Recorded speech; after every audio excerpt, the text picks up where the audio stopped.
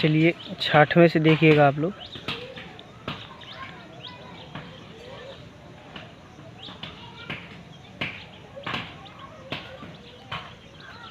सखीरी मुरली लीजै चोरी, सखीरी मुरली लीजो चोरी।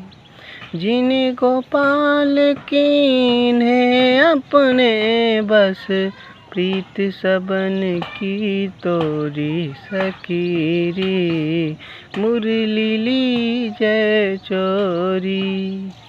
छिन एक घर भीतर निसिवासर, धरत न कबहूँ छोरी।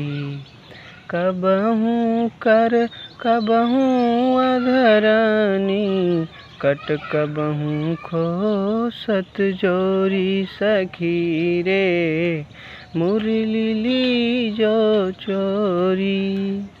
ना जानो कछु मेले मोहनी, राखे अंग अंग भोरी। सूरदास प्रभु को मन सजनी, बध्यो राग की डोरी, सखी रे मुरली लीजो चोरी।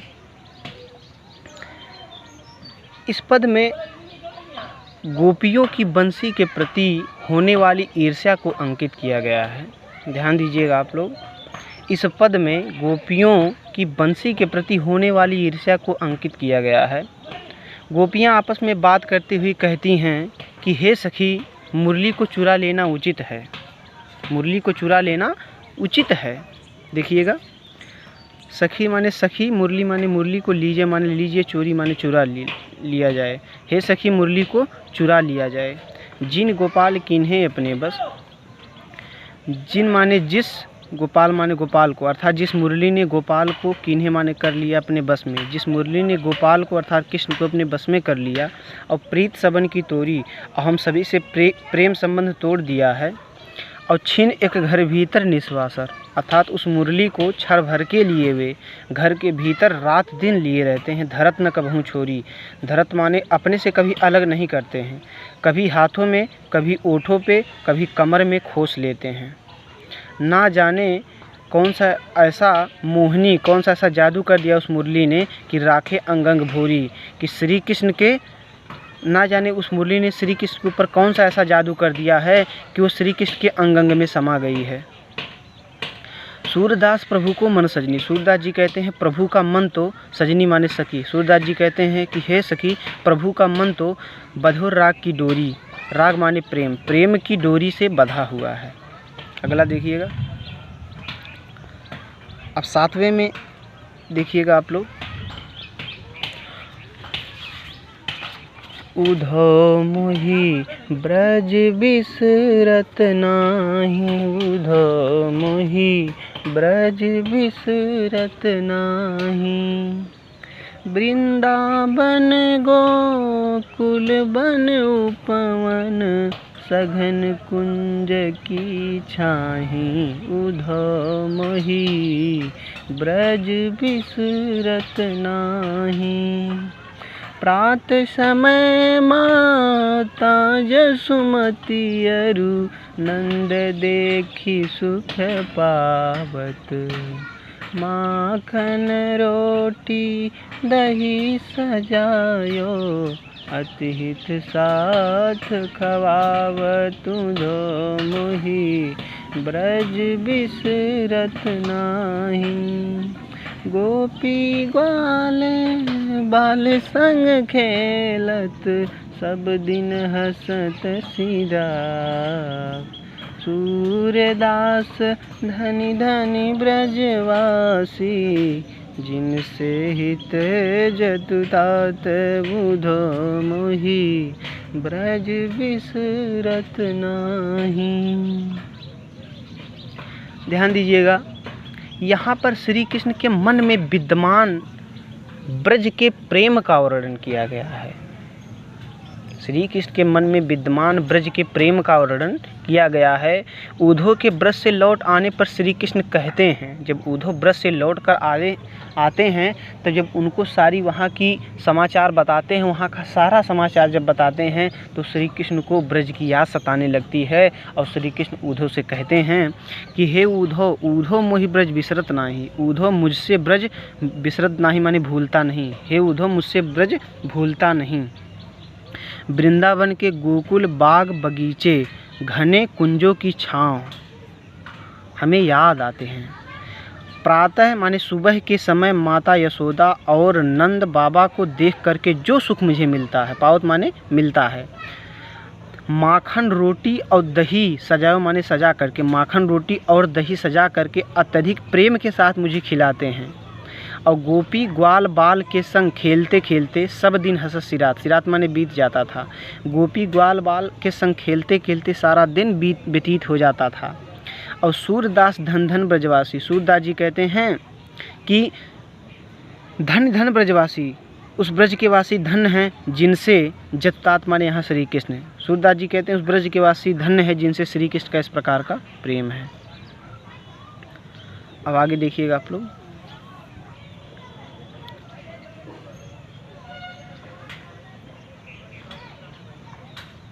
अब जब उद्धव जी इन्हें दोबारा समझाते हैं, कहते हैं आप श्री कृष्ण को भूल जाइएगा, आप किसी दूसरे ईश्वर की उपासना कीजिए, निराकार ब्रह्म की उपासना कीजिए।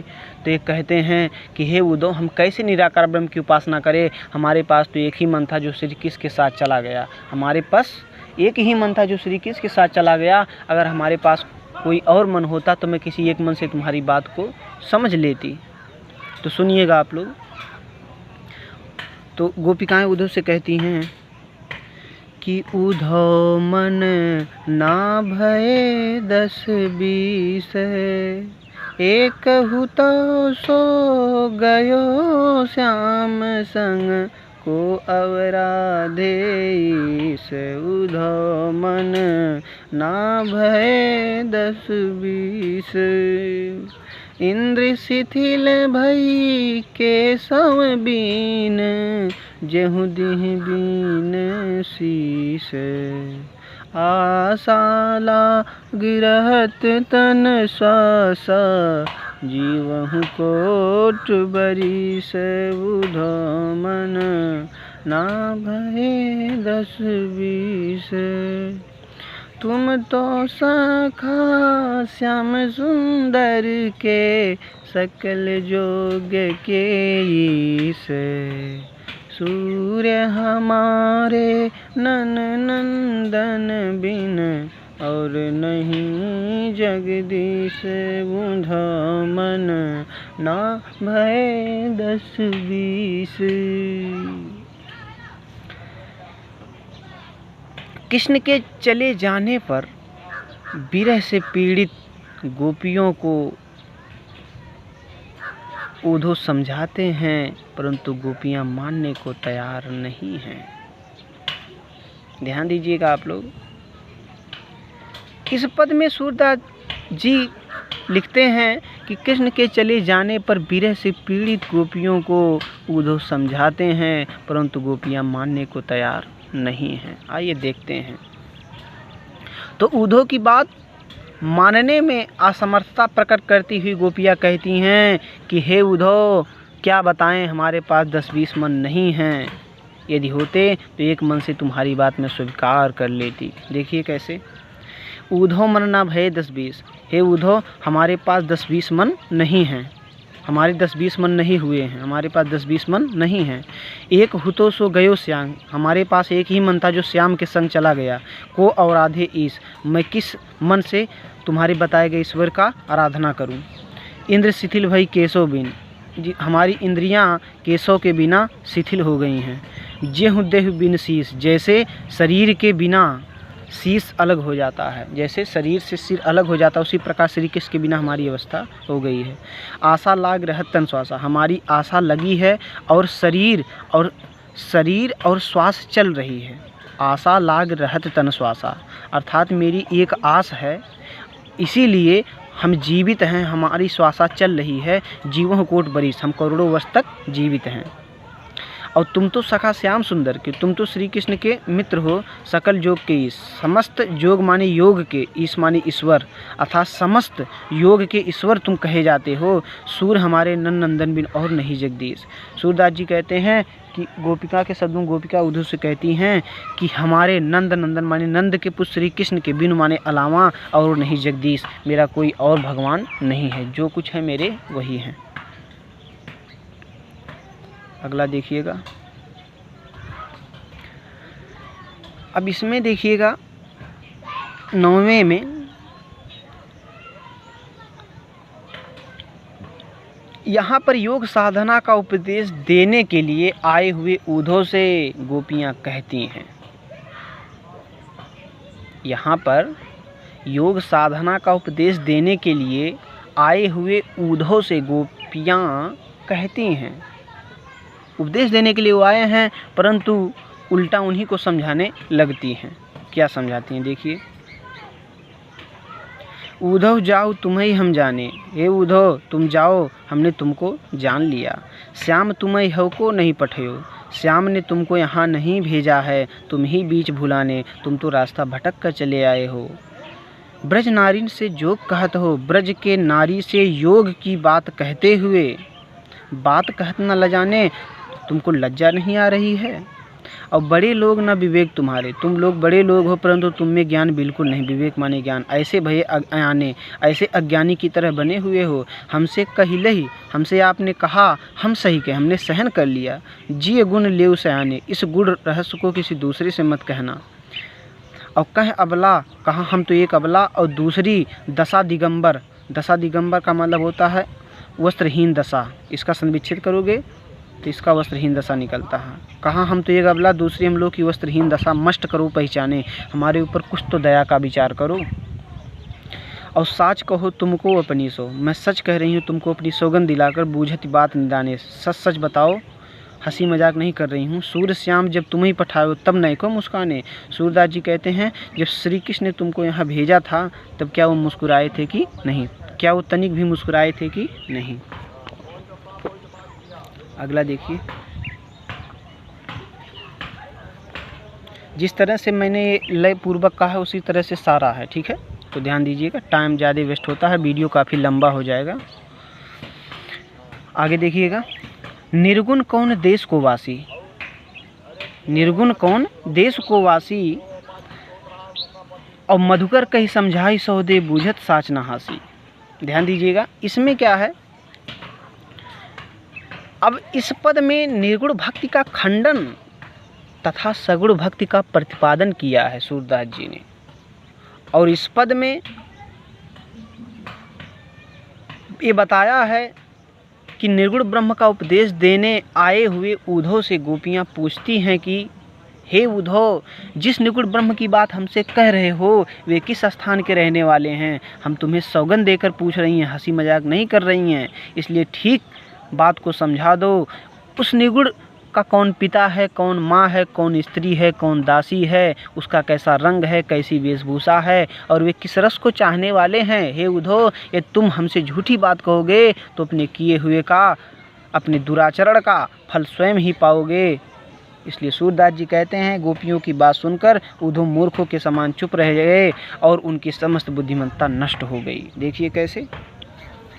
निर्गुण कौन देश को वासी, तुम्हारा निर्गुण ब्रह्म किस देश का रहने वाला है। मधुकर कहीं समझाई सौह दे, तुम्हारा निर्गुण ब्रह्म किस देश का रहने वाला है। अब मधुकर कहीं समझाए सौह दे, हे भ्रमर उद्धव हमको समझाओ, सौगंध देकर पूछ रही हूँ, बूझत साच न हासी, मैं हंसी मजाक नहीं कर रही हूँ। को है जनक, तुम्हारे निर्गुण ब्रह्म का कौन पिता है, कौन माता है, कौन नारी है, कौन उनकी दासी है, कैसे उनके वर्ण हैं, कैसे उनके वेश हैं, और किस रस में अभिलाषी, अभिलाषी माने चाह, किस रस को चाहने वाले हैं। पाओगे पुण्य किए आपने, अपने किए का सजा आप पाओगे, जोरे करोगे गासी, अगर हमारे साथ आप दुराचरण करोगे, झूठ बोलोगे। सुनत मौन है रहो बावरो, इतना सब सुनते ही उद्धव जी सुनत मौन अर्थात सुनते ही मौन हो जाते हैं, चुप हो जाते हैं, बावर माने पागलों की तरह। सूरदास जी कहते हैं सबय मतिनासी, जैसे मानो उनकी सारी बुद्धि नष्ट हो गई, मति माने बुद्धि नष्ट हो गई है। अब अगला देखिएगा, लास्ट है। संदेशो देवकी सो कहियो, संदेशो देवकी सो कहियो। यह उस समय का वर्णन है कि जब श्री कृष्ण जी से माँ यशोदा जी कहती हैं, मतलब माँ यशोदा जी उद्धव से कहती हैं कि मेरा ये संदेश देवकी से जाकर कह देना कि कृष्ण वास्तव में तो देवकी का ही है, मैं तो उसके बेटे की पालन पोषण करने वाली माँ हूँ, जिसे धाय माँ बोलते हैं। वे मुझ पर अपनी अनुकंपा करते रहें। श्री कृष्ण के सभी आत्तों की जानकारी उनको होगी, लेकिन फिर भी मुझे बिना बताए नहीं जा रहा है कि सुबह होते ही मेरे लाडले को माखन रोटी बहुत अच्छे लगते हैं।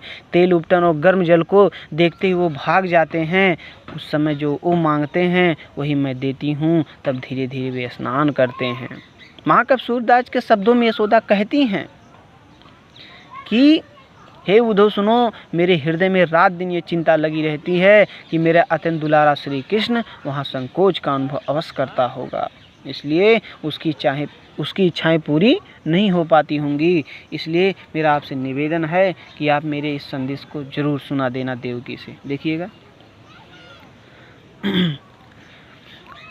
हम तो धायती हारे सुत की, माया करत ही रहियो, संदेशो देवकी सो कहियो। यद्यपि टेव तुम जानत उनकी, तौ मोहि कहे आवे, रात होत मेरे लाड लड़ेत, माखन रोटी भावे, संदेशो देवकी सो कहियो। जोई जोई मांगत सोई सोई देती, जोई जोई मांगत सोई सोई देती, क्रम क्रम करके नाते, सूरपतिक सुन मोह रैन दिन बढ़त रहत उर्सो, जोई जोई मांगत सोई सोई देती, क्रम क्रम करी के न्याते, सूर्य पथिक सुनि मोहि रैन दिन बढ़त रहत उर्सो, ओ मेरो अलक लड़े तो मोहन, अहो करत संकोच, संदेशो देवकी सो कहियो। तो देखिएगा, तो माँ यशोदा जी संदेशा देवकी से कहती हैं, यशोदा जी उद्धव से कहती हैं कि संदेशा देवकी से कहियो, मेरा ये संदेशा देवकी से कह देना कि हाँ, माने मैं तो धाय तिहारे सुत की, मैं तुम्हारे पुत्र की धाय माँ हूँ, माया करत ही रही हो, इसलिए हमारे ऊपर दया करते रहना। और जतप टेव तुम जानत उनकी, जतप माने यद्यप, टेव माने आदत, तुम माने तुम, जानत माने जानती हो, यद्यप तुम श्री कृष्ण के आत्तों के बारे में जानती हो, तब मोहि कहे न आवे, तब मोहि कही आवे, तब भी मुझे बिना बताए नहीं रहा जा रहा है कि सुबह होते ही मेरे लाडले को माखन रोटी अच्छे लगते हैं। तेल उबटन और गर्म जल को देखकर वो भाग जाते हैं। जो जो मांगते हैं वह मैं देती हूँ। तब क्रम क्रम से करके वो स्नान करते हैं, बारी बारी से स्नान करते हैं।